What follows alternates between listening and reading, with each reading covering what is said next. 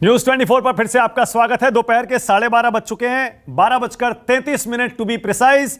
आज संडे 3 दिसंबर की तारीख है। 4 राज्यों के विधानसभा चुनाव के नतीजे अब लगभग आ चुके हैं। मध्य प्रदेश में बिल्कुल क्लियर साफ तस्वीर, बीजेपी जीत रही है बड़े बहुमत के साथ, और यहां नीचे तेलंगाना कांग्रेस जीत रही है एक बहुत बड़े बहुमत से।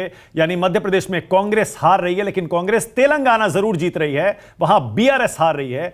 इधर राजस्थान में भी शुरू में कांग्रेस पार्टी काफी आगे थी, फिर कांटे की टक्कर शुरू हुई, और उसके बाद देखिए अब बीजेपी राजस्थान में भी सरकार बनाती हुई दिख रही है। लेकिन छत्तीसगढ़ में बीजेपी का परफॉर्मेंस, बीजेपी का प्रदर्शन सबको हैरान कर रहा है। सब मान रहे थे भूपेश बघेल आगे हैं, पर बीजेपी 55 सीटों के साथ 90 में से सरकार बनाने के करीब धीरे धीरे बढ़ रही है। लेकिन अभी राजीव यही बता रहे थे कि बहुत सारी सीटों पर वोटों का अंतर बहुत कम है, इसीलिए छत्तीसगढ़ के बारे में अनुराधा जी भी कह रही हैं थोड़ा सा इंतजार करिए।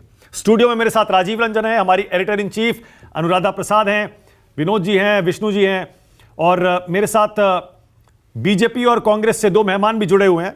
बीजेपी और कांग्रेस के प्रवक्ता बदलते रहेंगे, उनसे भी हम बातचीत करेंगे।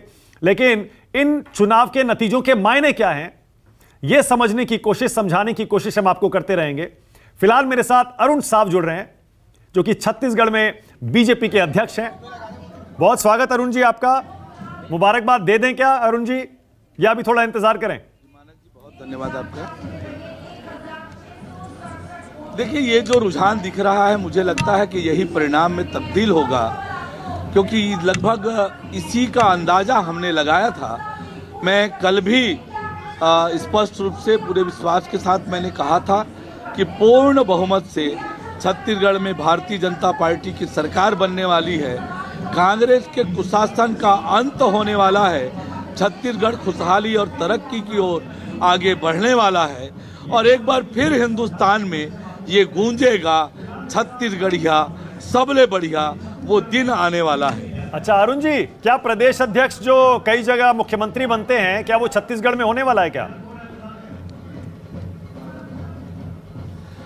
देखिए, पार्टी ने एक छोटे से कार्यकर्ता को प्रदेश अध्यक्ष की जिम्मेदारी दी।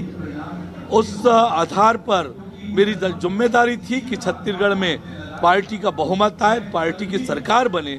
मुझे लगता है कि कार्यकर्ताओं के सहयोग से, जनता के आशीर्वाद से उस पर मैं सफल होता हुआ दिख रहा हूं। पर सरकार का नेतृत्व कौन करेंगे, ये तय करने का काम पार्टी का विधायक दल और केंद्रीय नेतृत्व तय करेगा। किसकी जीत मानेंगे इसे आप अरुण साहब जी? ये जो छत्तीसगढ़ में बीजेपी की जीत हो रही है, क्या ये मोदी जी की जीत है या स्थानीय नेतृत्व की जीत है? तो डॉक्टर रमन सिंह का भी कोई योगदान है या नहीं? देखिए, ये जीत तो छत्तीसगढ़ की जनता की है, जो 5 साल से परेशान थी, जो कांग्रेस के कुशासन से छुटकारा चाहती थी। पार्टी का केंद्रीय नेतृत्व, प्रधानमंत्री माननीय नरेंद्र मोदी जी, पार्टी के राष्ट्रीय अध्यक्ष आदरणीय जगत प्रकाश नड्डा जी, देश के गृह मंत्री आदरणीय अमित शाह जी, सभी नेताओं का लगातार छत्तीसगढ़ में आना हुआ। हम सब कार्यकर्ताओं का उन्होंने उत्साह बढ़ाया। भारतीय जनता पार्टी के एक एक कार्यकर्ता ने जी जान से मेहनत की, तो सभी कार्यकर्ताओं को भी ये श्रेय जाता है, केंद्रीय नेतृत्व को भी इसका श्रेय जाता है, छत्तीसगढ़ की जनता को भी इसका श्रेय जाता है कि उन्होंने खुशहाल छत्तीसगढ़, समृद्ध छत्तीसगढ़, विकसित छत्तीसगढ़ के लिए ये फैसला लिया है। अरुण जी, जैसा आप छत्तीसगढ़ के बारे में कह रहे हैं, क्या बाकी राज्यों में भी इसी तरह जीत का सेहरा सबके सिर बांधेंगे, या फिर मोदी जी की लहर चल रही है?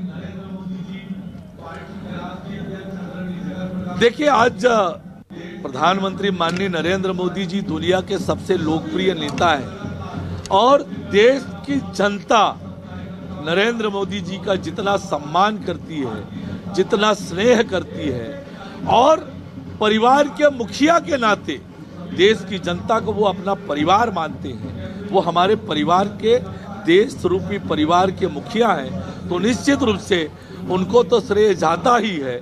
पार्टी के कार्यकर्ताओं ने भी खूब मेहनत की, जनता ने उन पर भरोसा किया, जनता को भी इसका श्रेय निश्चित रूप से जाता है। ओके।